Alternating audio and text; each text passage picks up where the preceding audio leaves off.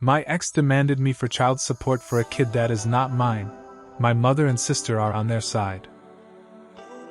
Some years ago, I dated a girl. The relationship was bad. She was very controlling and abusive. It ended up really bad and we broke up. I kept going on with my life, and after some years I got a decent job, enough to solve all my needs, have a comfortable life and make some savings. The thing is, a couple months after getting my job, my ex contacted me. She first asked me to talk. I believe that she may want to reconnect or something, but she showed up with a 5-year-old child claiming he was my son and demanding for child support. I didn't believe her, but the child age matched the times since we cut contact. I got advice from a lawyer, a friend of mine, to try to solve this out of the court. I offered to take responsibility, pay all the costs, and being an active part of the kid's life only after making a DNA test. Everyone was okay with this except for my ex. She acted offended and demanded to just give her the money she deserved. She used all the excuses she could, even contacted my family to tell them I was trying to avoid taking responsibility of her child. When she ran out of excuses and the DNA test was finally made, surprise! I'm not the father. She was so mad with the result, and cried about the money, saying it was unfair and she deserved it. But she didn't accomplish anything. Moving on to the last week, there was a little party on my parents' house. My brother, a friend, and I were talking, and my brother started to joke about the situation with my ex. My friend and I started to joke about it too. Some of our comments were a little dark and bad, but we were far away from the rest of the people. Literally, we were on the opposite side of the house, and nobody else could hear us. At least that was what we thought. We were laughing like crazies when my sister appeared very angry and pushed me against the wall. She spied on us and heard our conversation, and she was really mad. She started to yell at us about how horrible people we were for being mocking a poor woman. Few hours later, when the party ended, she asked me to go to the kitchen with our parents, and she started to say how awful I was for the previous situation. Apparently, my ex had been in contact with her, and she believed her version, and that was her way to have an intervention. My brother and I were like, "Are you serious?" When she started to say how I forced my ex into be a single mother, and that I have the moral obligation to help her. My dad only said that we maybe were being too cruel making jokes of her, but that I wasn't responsible for that kid. My mom then surprised all of us when she said, "Even if the kid is not yours, you are making more than enough money to support that child. You should have helped her." Since then, I had been receiving texts. My dad and my brother are on my side, saying I'm not responsible for her. But my sister is telling me how horrible I am for ruining their lives. My mom only said, "It's your decision and I respect it. I'm just very disappointed that you ended up being so selfish. I'm aware that she doesn't deserve my money and I'm not planning to give her any. But the constant harassment of my sister trying to guilt me is just exhausting." Update 1. It's been a while.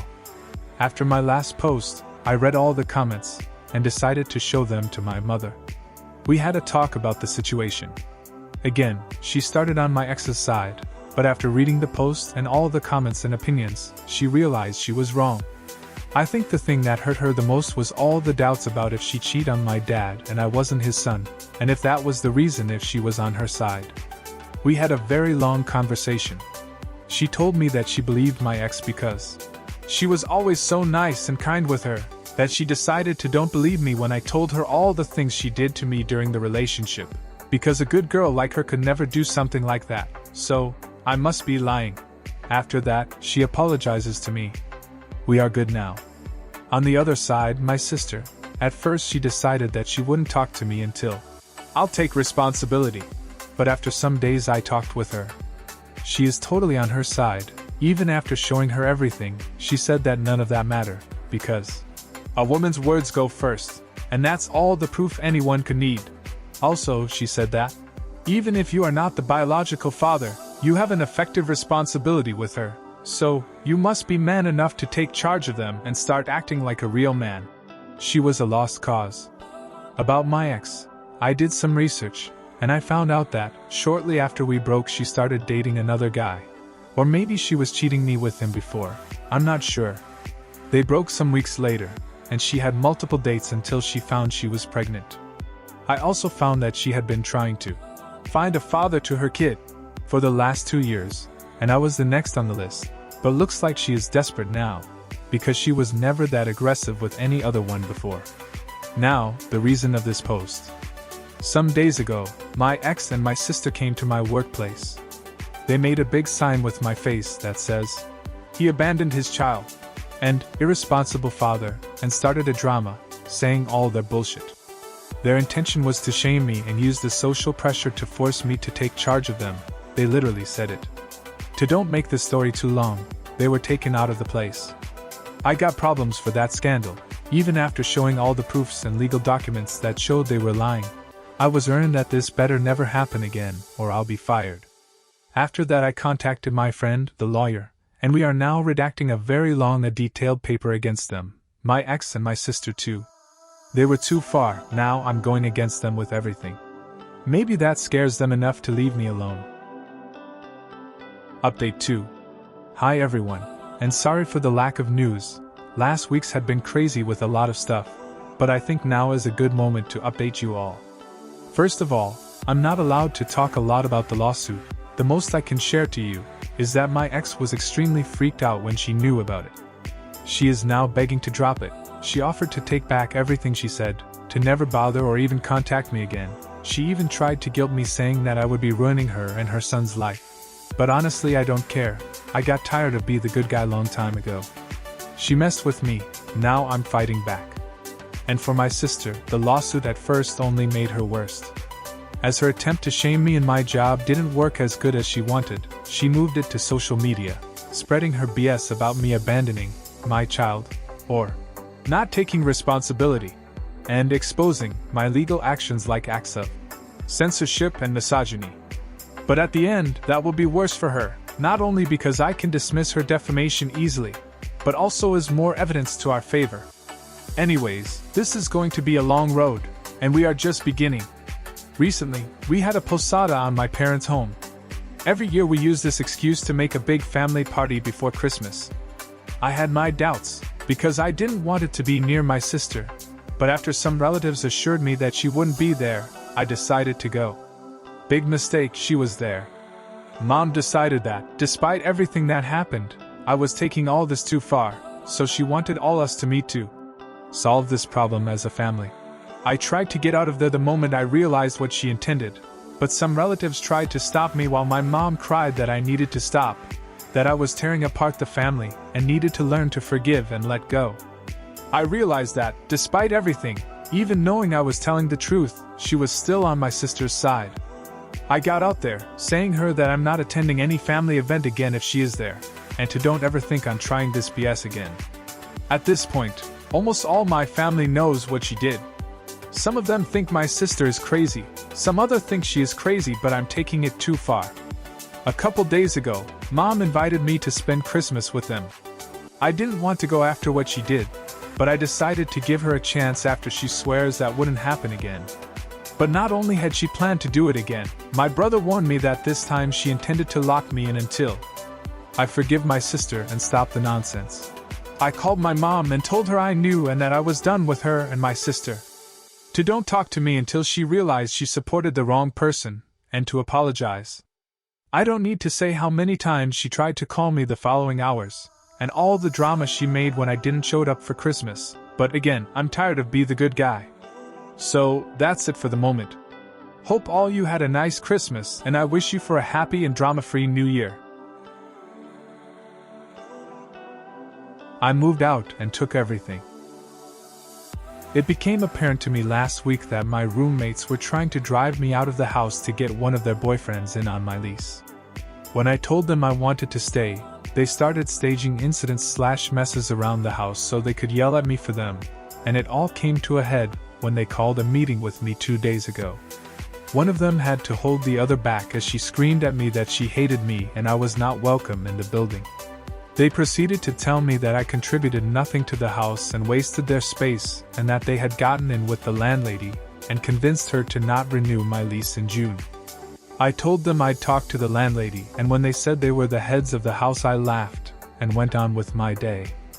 I spoke to the landlady, and she acknowledged that they were out of hand, and while she had given them the power to not renew my lease, she also said I could move out whenever and not pay for a single day I wasn't there. So yesterday, when my roommates both left to visit family, they are sisters, I immediately called everyone I knew and vacated the house of everything I owned. I took the curtains, the rugs, all the cat toys, and even the cat tower that I had made with my mom. I took all of their things off my shelves and other furniture, and stacked them in the middle of the now nearly empty living room. I snapped pictures of everything, handed the keys to the landlady, and immediately fucked off. They won't be back to the house until tomorrow. I blocked them on everything so I won't get any angry messages. But I'm sure their faces will be priceless when they come home to a half-empty house with hundreds of dollars in storage and furniture gone. So much for me not contributing anything to the house. Now I actually don't. They also have to find someone else to take up the lease till boyfriend can move in when June comes around, or they have to pick up my rent. Feels pretty good. Update. It took a while for things to settle down, but I'll just post a quick update on how everything is going. I emailed my attorney asking if the screenshots I took of my landlady's text saying I could leave with no financial repercussions would protect me if she somehow changed her mind and wanted to charge me rent. He said I was good to go and would be covered by it. A lot of people are asking about whether or not my roommates will actually have to pick up my rent. My lease specifically states, if one tenant is not able to fulfill their portion of the rent, it will be up to the other tenants to make up the difference. I don't know if she will make an exception or not for them. She did tell me though that it will be their responsibility to get someone to lease my room until boyfriend can move in June. The girls came back from visiting family today, so it is certain that they have seen the empty house now. I haven't gotten any calls from any officers about stolen goods, so I'm thinking I'm in the clear. Considering that I haven't actually stolen anything, they would be filing a false report, which is very illegal, according to my attorney. And the big one, my boyfriend was pretty pissed by the whole situation. He heard the whole screaming meeting when they told me to leave, as he was up in my room when it happened, and he has also observed the abusive texts and language they have sent and said to me, and confronted both of my roommates online about how they've been acting.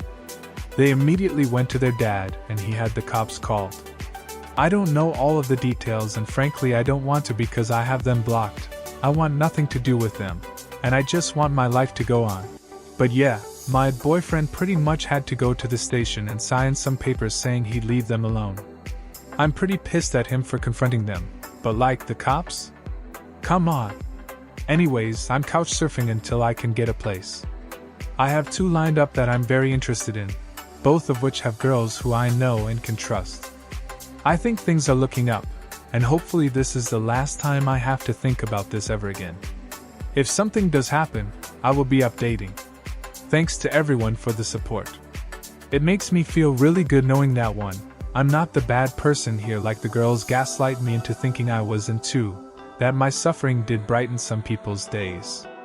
Hopefully if something like this happens to you, you use similar tactics. I would love to hear about it. It was also really encouraging to know that I'm not alone in having roommate issues. It was uplifting to hear other people's stories and how they got through it.